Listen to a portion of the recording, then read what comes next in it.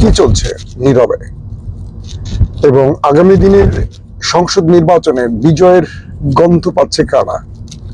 কয় তারিখে হচ্ছে নির্বাচন? দেশের ভোটার কত, নারী পুরুষ সব মিলে এবার নির্বাচনে হাড্ডাহাড্ডি লড়াইয়ের আশঙ্কা রয়েছে, যেমন পাশাপাশি বড় চমক থাকছে এমন খবরও পাওয়া যাচ্ছে। দর্শক, আমি এই মুহূর্তে সফরে রয়েছি।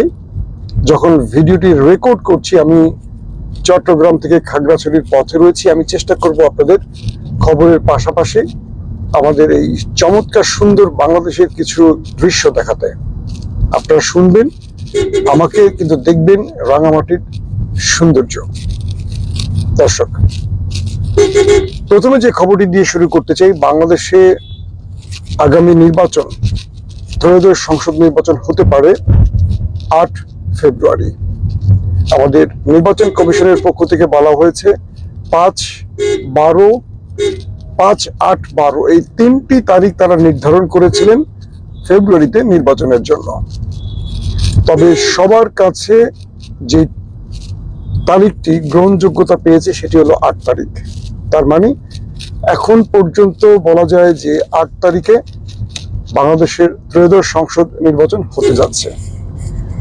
দ্বিতীয় যে গুরুত্বপূর্ণ খবর সেটি হলো এই নির্বাচনে 12,76,95,000 ভোটার ভোট দেবে।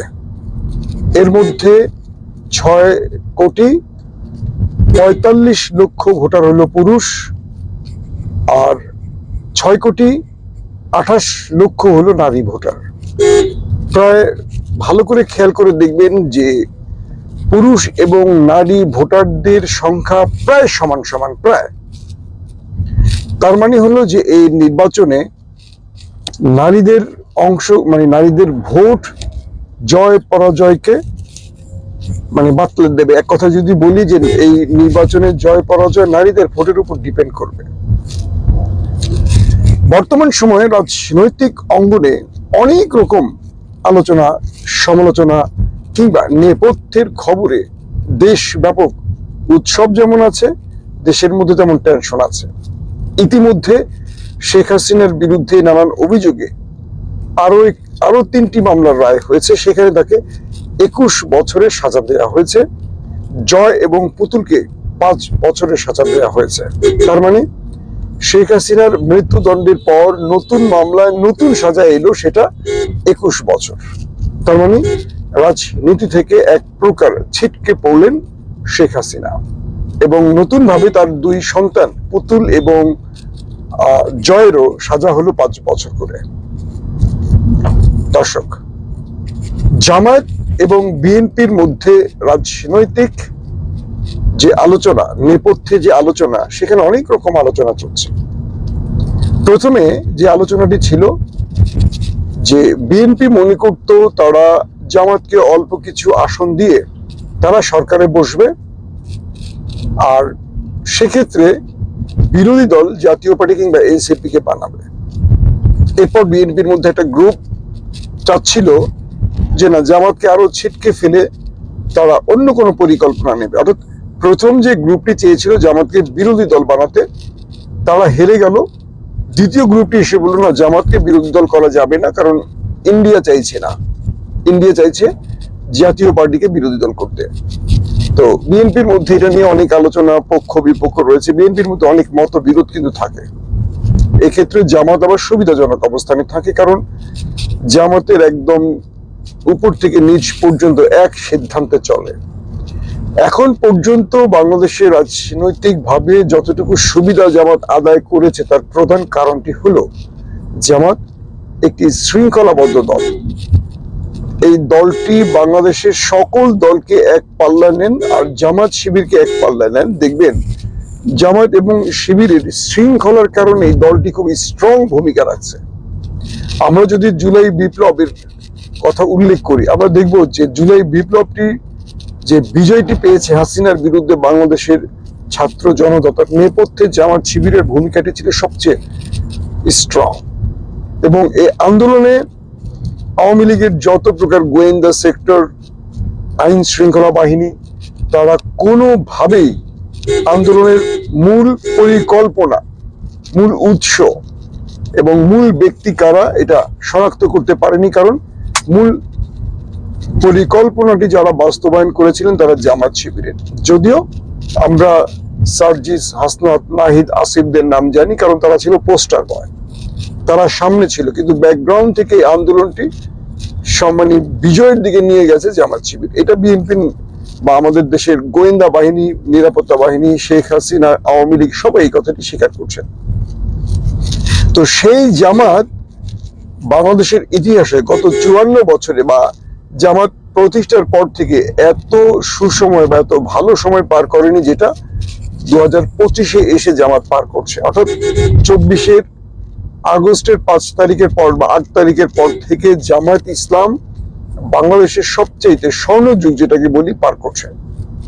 ইতিমধ্যে সরকারে স্ট্রং ভূমিকা রয়েছে জামাতের, প্রশাসনে জামাতের স্ট্রং ভূমিকা রয়েছে, ডিসি এসপিদের মধ্যে জামাতের লোক রয়েছে, আমলাদের মধ্যে রয়েছে, কিন্তু বিগত সময়ে জামাত ইসলামী অর্থাৎ এই দলটি প্রতিষ্ঠার পর থেকে এই সুবিধাটি তারা পায়নি। তো অনেকেই মনে করছে জামাত শিবির এবার তারা বিএনপিকে সবচেয়ে বড় টাফ টাইম দেবে এবং এই সময় ত্রয়োদশ সংসদ নির্বাচনে তারা বিজয় ছিনিয়ে নেওয়ার মতো বড় কোনো চমক দিতে পারে। মাঠ প্রশাসনের থেকে যে তথ্যগুলো আমরা পাচ্ছি সেখানে বলা হচ্ছে দিন যত যাচ্ছে বিএনপির জনপ্রিয়তা কমছে। কিরকম? সাম্প্রতিক সময় বিএনপির কিছু বিতর্কিত নেতা রয়েছেন যারা মুখ খুলছেন আর বিএনপির ভোট কমছে। ফজা পাগলা আছেন এর মধ্যে একজন। তিনি শেখ হাসিনার বিরুদ্ধে যে আন্তর্জাতিক ট্রাইব্যুনাল বিচার দিয়ে রায় দিয়েছে, সেই বিচারালয়টিকে, সেই আন্তর্জাতিক ট্রাইব্যুনালকেও তিনি বিতর্কিত করছেন। তিনি তার বিরুদ্ধে কথা বলছেন, শেখ হাসিনার পক্ষে কথা বলছেন। ফজা পাগলার বক্তব্য শুনে বোঝা যাচ্ছে না যে তিনি আসলে বিএনপি নাকি আওয়ামী লীগের। তিনি শেখ হাসিনার বিরুদ্ধে যে মৃত্যুদণ্ড হয়েছেন এটাকে তিনি অবৈধ বলছেন এবং বলছেন যে এই সরকার অর্থাৎ অন্তর্বর্তীকালীন সরকার চলে গেলে এ রায় বহাল থাকবে না, এটি বাতিল হয়ে যাবে। তার মানে হলো ফজা পাগলা তো বিএনপির চেয়ারপারসনের উপদেষ্টা, তার এই বক্তব্যটি কি তার ব্যক্তিগত না দলের? এই প্রশ্নটি বাংলাদেশের জনগণের কাছে উঠে এসছে। যখন বাংলাদেশের অধিকাংশ মানুষ শেখ হাসিনার বিরুদ্ধে মৃত্যুদণ্ড কার্যকর দেখতে চাইছেন, তখন বিএনপির এই গুরুত্বপূর্ণ নেতা ইন্টারন্যাশনাল কোর্টকে নিয়ে, আন্তর্জাতিক আদালতকে নিয়ে এইভাবে বিতর্ক ছড়ানোর কারণে মানুষের মধ্যে প্রশ্ন উঠেছে যে বিএনপি এই বিচার বা এই রায় কার্যকর করবে কি করবে না। 1 নম্বর। 2 নম্বর বিষয় হলো বিভিন্ন ক্ষেত্রে বিএনপির নেতারা প্রতিদিন যে বক্তব্য রাখছেন বিভিন্ন জায়গায়, আওয়ামী লীগ তোষণ বা আওয়ামী লীগের পক্ষ অবলম্বন করে আওয়ামী লীগের রক্ষা, আওয়ামী লীগের বিভিন্ন প্রতিশ্রুতি, হ্যাঁ, নৌকা, ধানের শীষ, এই যে এরা একই মানুষ বা এরকম তাদের পক্ষে, নৌকার ভোট মানে ধানের শীষের ভোট, ধানের শীষের ভোট মানে নৌকার ভোট, এই যে বক্তব্যগুলো বিভিন্ন অঞ্চলে বিএনপি নেতারা দিচ্ছেন, এতে করে বাংলাদেশের আওয়ামী বিরোধী মানুষের মধ্যে বিএনপিকে নিয়ে একটা সন্দেহ সৃষ্টি হচ্ছে। পাশাপাশি বাউল শিল্পী আবুলকে নিয়েও বিএনপি কঠিন চাপে পড়ে গেছে। একজন ব্যক্তি যিনি আবুল, যিনি বিগত সময়ে শেখ হাসিনার পক্ষে ভোট চেয়েছেন, শেখ হাসিনার বন্দনা গিয়েছেন, একটা পর্যায়ে দেখা গেছে যে এই আবুল শেখ মুজিবকে নিয়ে গান গেয়েছেন, তার পক্ষে সুর তুলেছেন। সেই আবুল আজকে এসে বিএনপির জন্য ভোট চাইছেন এবং সেই মঞ্চে আল্লাহ রাব্বুল আলামিনকে নিয়ে কটূক্তি করছেন। অশ্লীল ভাষায় আল্লাহর নামটি স্মরণ করে আল্লাহর কোরআনের আয়াতকে নিয়ে তিনি নোংরা ভাষায় কটূক্তি করছেন, মিথ্যাচার করছেন এবং ইসলাম ধর্মকে তিনি অবমাননা করছেন। এই বিষয়গুলো টোটালি আবুলের এই কৃতকর্ম বা অপরাধগুলো বিএনপির ঘাড়ে গিয়ে চাপছে। যে বিএনপি এই আবুলকে দিয়ে ভোট বাড়ালো না কমালো, একটা প্রশ্ন আসতেই পারে। আপনারা চিন্তা করেন, আবুলের মতো একজন অখ্যাত বাউল শিল্পী যদি ধানের শীষে ভোট চান, কয়টা ভোট বাড়বে? কিন্তু তিনি যে কটূক্তি করলেন আল্লাহকে নিয়ে, কোরআনের আয়াতকে নিয়ে, এতে করে বাংলাদেশের ধর্মপ্রাণ মুসলমানদের মধ্যে কি প্রতিক্রিয়া সৃষ্টি হবে? অর্থাৎ ইতিমধ্যে বহু বিএনপির লোকেরা বলতে শুরু করে দিয়েছেন যে বিএনপি কেন যেন আওয়ামী লীগের মতো হয়ে যাচ্ছে।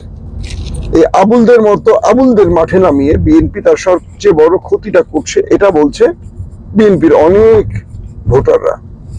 এদিকে জামাত ইসলামের পক্ষ থেকে আরেকজন নেতা, তিনিও হঠাৎ করে জামাতকে বিতর্কে ফেলে দিলেন। শাহজাহান চৌধুরী, চট্টগ্রামের, তার একটি বক্তব্য যে প্রশাসন তাদের কথায় চলতে হবে, তাদের কথায় উঠবে, বসবে, খাবে, গোসল করবে, বিয়ে করবে, সুন্নতে খাতনা দিবে, সব কথা আর কি। আমি জাস্ট একটু বাড়িয়ে বললাম। তো এই বিষয়টি আমি তার পুরো বক্তব্যটি শোনার চেষ্টা করলাম। সেই বক্তব্যে আমি যেটা পেলাম, যে তার বক্তব্যের শুরুতে ছিল যে হিন্দুস্তানিদের ইশারায় আমাদের দেশ চলছে, প্রশাসন চলেছে, এখন আর হিন্দুস্তানদের কথা চলবে না, এই দেশ চলবে তাদের কথায় উঠবে, বসবে, এরকম একটি বিষয়। বিষয়টিকে যদি আমি পুরো বক্তব্যে একসাথে করি, আমার কাছে সাধারণ মনে হবে, কিন্তু নির্বাচনের আগে এইরকম কথা জামাত ইসলামের বলা কি আদৌ উচিত? কারণ নির্বাচনের আগে জামাতকে মনে রাখতে হবে এখন সোশ্যাল মিডিয়ার যুগ। একে অপরকে ঘায়েল করার জন্য বক্তব্য কাটছাট করে হোক, যে কোনো ভাবেই হোক, মানুষের মধ্যে বিভ্রান্তি ছড়াবার চেষ্টা করবে। যেমন বিএনপির বিরুদ্ধে জামাত শিবির উঠে পড়ে লেগেছে, তারা বিএনপির নানান রকম বক্তব্যকে বিতর্কিত করার জন্য বিভিন্নভাবে চেষ্টা করছে। তো এই পরিস্থিতিতে একটি বিষয় মনে হচ্ছে আমাদের কাছে, একটি বিষয় মনে হচ্ছে, যে কোনো ভাবে এই নির্বাচনে বিএনপি এবং জামাত কেউ কাউকে আসলে ছাড় তো দিবে না। প্রোপাগান্ডা, গুজবের ক্ষেত্রেও সবাই সবার মাত্রা ছাড়িয়ে যাবে। এখন বিএনপির যে জনপ্রিয়তা কমছে, তার প্রধান কারণ হলো বিএনপির উচিত তার প্রতিটা আসনের এমপিদের বক্তব্য দেওয়ার ক্ষেত্রে সতর্ক করা। প্রথম কথা মনে রাখতে হবে, বাংলাদেশ ধর্মপ্রাণ মুসলমানদের দেশ। এই দেশে ইসলামকে অবমাননা করে, আল্লাহ বা রসুলকে নিয়ে কটূক্তি করে কোনো দল ক্ষমতায় বসতে পারবে না, নাম্বার ওয়ান। এবং আবুলের পক্ষ নিয়ে বিএনপি বা ছাত্রদল যে বাউল মেলা করেছে, এটা বাংলাদেশের মুসলমানদের চ্যালেঞ্জ করা হিসেবে আমি দেখছি। বামরা নেমেছেন আবুলের পক্ষে, অর্থাৎ মানুষের মুখগুলো দেখলেই বুঝবেন যে আসলে আবুলের পক্ষ নেওয়া মানুষগুলো কারা, তারা আসলে কি চাইছে। তো আসছে নির্বাচনে এই ইস্যুগুলোকে জামাত ভালোভাবে মানুষের কাছে প্রচার করবে, বিএনপিকে ইসলাম বিরোধী হিসেবে দেখাবে। এটা আসছে নির্বাচনে বিএনপির জন্য অনেক বড় ধাক্কা হবে। কেন যেন মনে হয় বিএনপির নীতি নির্ধারকরা এই বিষয়গুলোকে খুব হালকা করে নিচ্ছেন। কিন্তু আসছে নির্বাচনে এখন পর্যন্ত মাঠের জরিপে যতগুলো জরিপ প্রকাশ হয়েছে, প্রত্যেকটি জরিপে দেখা যাচ্ছে জামাত এবং বিএনপি হাড্ডাহাড্ডি লড়াই। 1%, 2%, 3% ওঠানামা করছে। দিন যত যাচ্ছে জামাতের ভোটারদের মানে জরিপে জামাত এগিয়ে যাচ্ছে, বিএনপি পিছিয়ে যাচ্ছে। এই যে বিষয়গুলো বিএনপিকে আগামী 8 তারিখে যদি নির্বাচন হয়, সেই নির্বাচনে বিএনপিকে অনেক বড় ধাক্কা দিতে পারে। এটা বিএনপিকে মাথায় রেখেই আমার মনে হয় এখনই তাদের কর্মনীতি ঠিক করা উচিত এবং তাদের বক্তব্য কেমন হওয়া উচিত, তারা কি টাইপের বক্তব্য দেবেন, কোন টাইপের বক্তব্য দেবেন না, এগুলো নেতা কর্মীদের দলের পক্ষ থেকে নির্দেশনা দেওয়া খুব জরুরি।